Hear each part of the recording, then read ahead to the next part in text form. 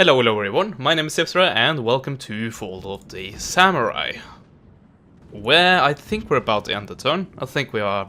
Are we staying here? Actually, I'm forgetting. What are we doing? I am building a police station, so I should be able to move pretty soon. But right now we have 8 and our garrison forces account for 12. We still have to wait a little bit, in my opinion, before we can safely move out. But we are also moving out here, and yes, I did give them an order before we ended last part. So yeah, we have a new blockade going there, so no ships will be able to get past that. Of course, we have to be a bit worried about ships from these guys, which I can't remember the name of right now. Tokushima, there we go. And that little island, which has a hyphen in it.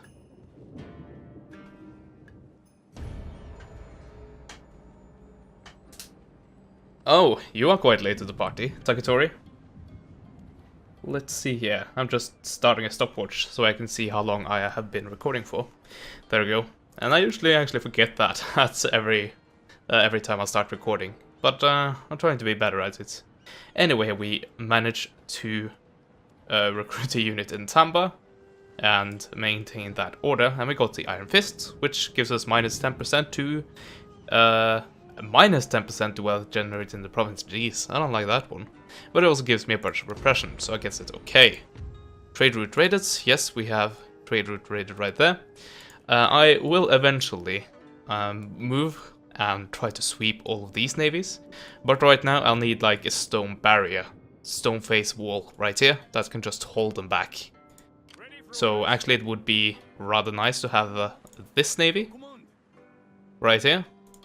Be that, not that one, this one, be that wall.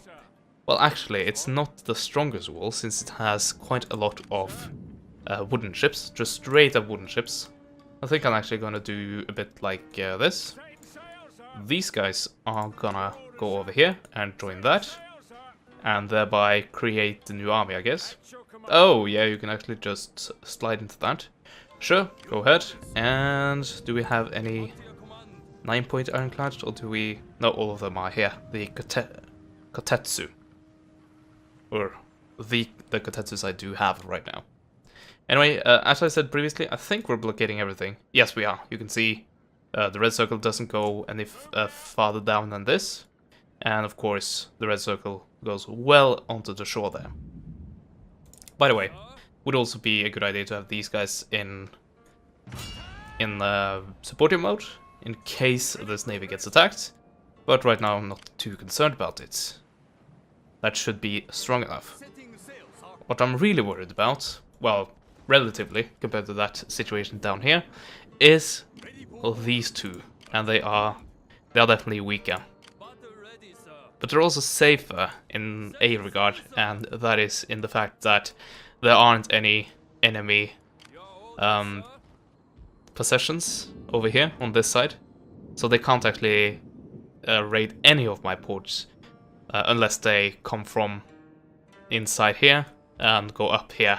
So they can't raid any of these ports unless they do that. Also, then we have the case of you guys. The Imperial Vanguard. I'm sorry, I still have to laugh about that. We'll have to take care of you though. And yeah, why not pump out marine units? Fitting enough, since we are definitely having a naval invasion now. Oh, I must say this castle right here, whatever it is a full citadel. Well, that explains it. It's very, very resilient to naval artillery, which is a trait of the citadels, and pretty much all of the fortifications. You can see we are up to 24% increased resistance to naval bombardment with the citadel. And of course, if we manage to get the Star Fort, which we can get if we research this, then that will definitely be an even better bonus. A better protection against naval artillery. Anyway, you guys are still lurking in the forest, and I haven't got a chance to test my artillery. Let's see if we can actually get that to happen right now. And apparently I am actually less favored than these guys. But well, I definitely have less men than them, but hopefully this massive artillery will be enough to stop that. Unfortunately, it will be in a hilly light forest, so at least it's not in a heavy forest. But yeah, our artillery might be our weak point here. Oh yeah, it's this map. I don't really have to worry about that too much. This ridge right here might be a problem, but I don't think it will be. If only we stick up all of our guns here and kind of angle the army to make sure that we are not involved. We don't have units like directly in the forest. Yeah, this should be pretty decent actually. Let's start the development. The deployment. There you go. Also, I need to make sure that they actually do attack me, so that I outrange them and reach them with my artillery. Let's see. If we deploy that, we damn it, we hardly reach into the enemy deployment zone. I guess we'll have to do it a bit more like that.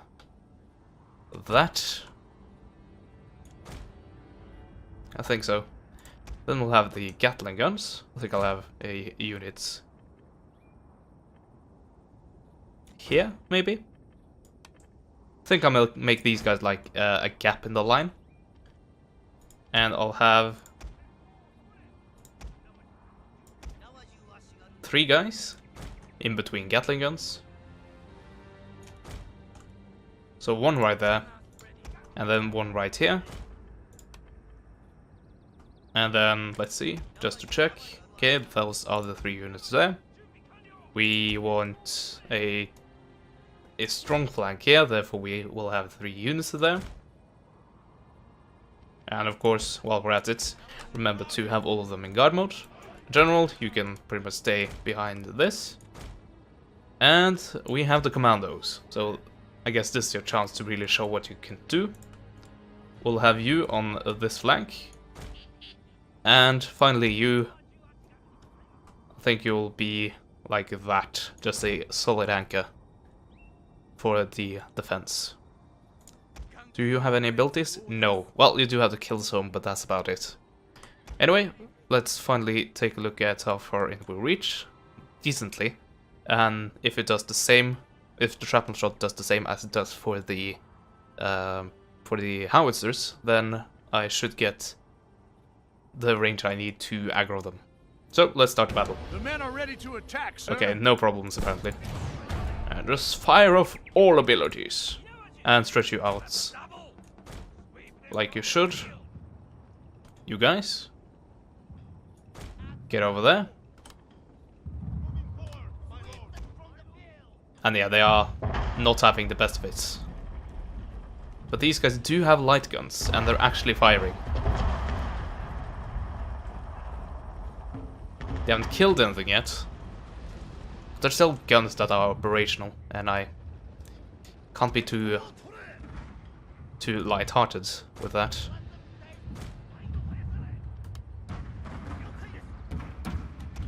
But yeah, the thing that makes the Armstrong guns special is that they are breech shielded, and you can pretty much see it right here. They can be opened from behind, and this is pretty much what artillery is today. Even things like tanks that are pretty much they have pretty much the same system, and of course a much more modern version of it, but it's still the same system of breech-loaded guns. And that of course means that these guys can fire enormously fast compared to the previous technology. Like the parrot guns, for example, or the howitzers, which I've used up until now.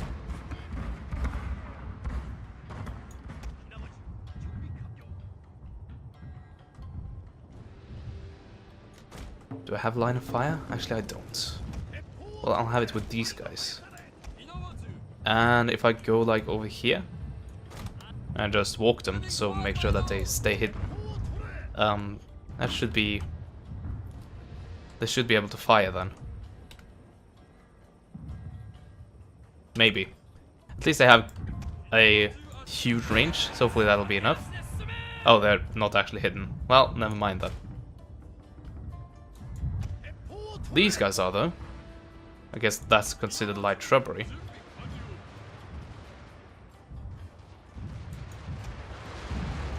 Here we go, Gatling guns has opened up. And I can be a bit fancy and do it like this, and do it manually. But it doesn't really matter too much because, well, the Gatling guns can pretty much do a good job at this distance. And I'm not going to be any more accurate if I do it personally.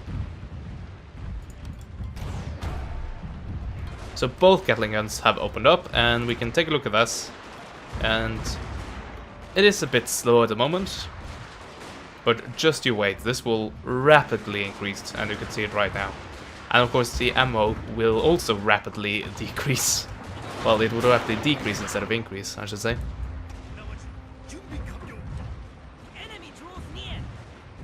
Remains hidden while firing.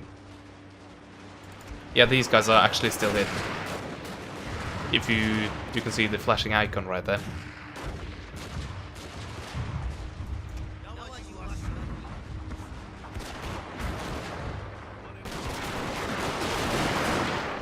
There we go, more of them are actually getting into range.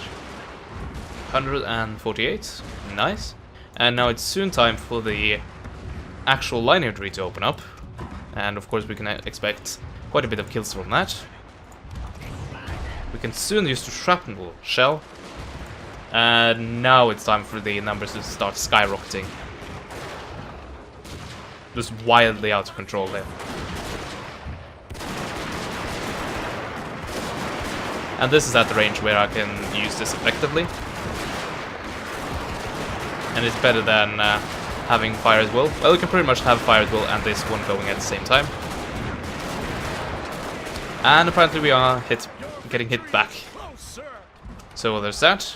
Oh, here we go. Suicide charging by the Yariki.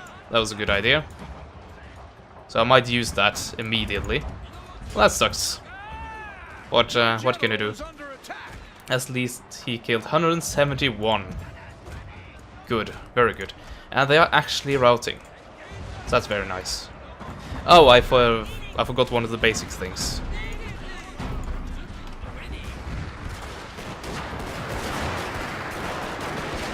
And you can see the cavalry just breaking completely.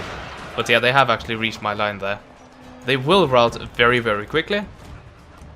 But yeah, let's make sure that they actually do rout before I celebrate my victory here. Also, I do have another round of shrapnel shell, which I can... Let's use that against these guys. I'll make sure that I do target these guys. And pretty much the rest of the units are routed by now. These guys will survive.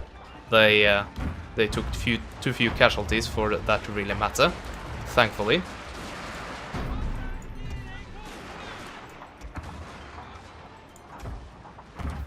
Oh, you did manage to reform. Well, we'll have to... Oh, god damn it. Now these guys are definitely dead. Fucking hell. Motherfucker. Well, I try not to swear too much, and not needlessly, but... that was annoying.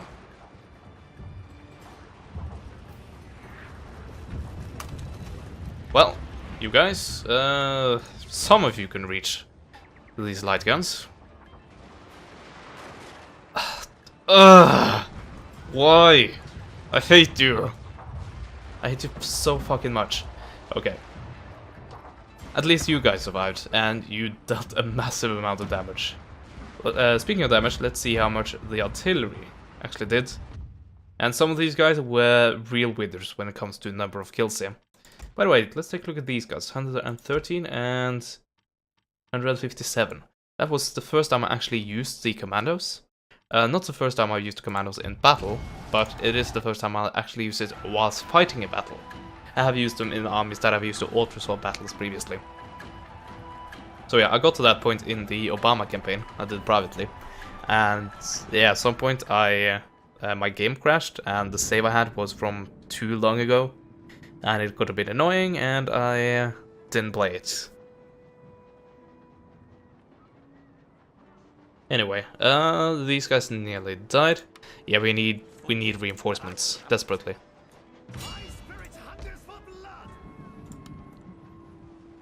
I think you are a good candidate for that. And you might also have to stay in this province to just make sure that we get all of our reinforcements that we need. Let's see. Cancel that. Can only recruit 1 unit at a time. That's too bad. And you're not good either. I guess these guys might be the best unit we got. 180? Ill-equipped but brave freedom fighters. Well. Yeah, I can't do that. I'm sorry. I'll have to send units from down here to support you. I think we'll do that. There we go. Hopefully that'll be enough for our needs. How are you holding up? +5. Okay, that's good. Is this going away? Yes, it is, because the pro-independent factor, it's going up quite quickly. Also, I want to see if yeah, this is almost upgraded. It might be time to have a sweeping round all around our provinces and take a look at what buildings we can build. Or we could just have it stay like this and have it convert slowly but surely. And just make sure that one region has the, what's it called, the daily news, to make sure that that no influence comes from the Imperial or the Shogunates. By the way, apparently we do have an army here that we can fight. If they want to fight, that is. I guess we'll have to find it out. Of course, that means giving up on this siege, but I'm gonna send these guys over to take care of that. And I'll just have these barely leave the city. And, okay, -4. Well, what if I put in these guys? And take the tax away and recruit levy infantry. And suddenly we are good. And just make sure that I bring the foreign veteran. By the way, do I want that guy in this army? Maybe. Yeah, these guys are pretty veteran by now. I think we'll have them just continue to train guys here, like the domain guards and my artillery. But yeah, let's see how you handle my army. Or if you even want to fight. Apparently you don't. Oh, if I attack here, he will have naval bombardment support.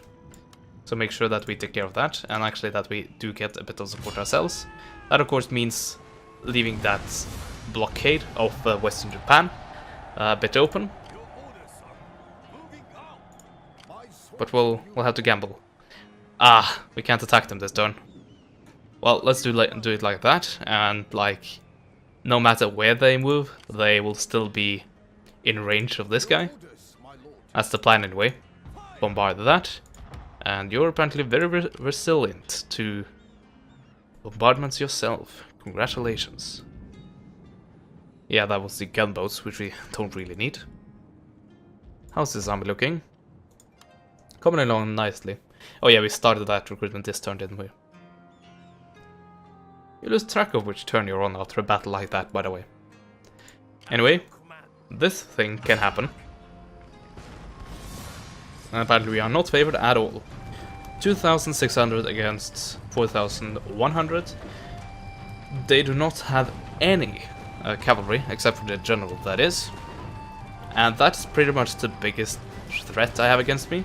And pretty much all of the other things are enemy line infantry.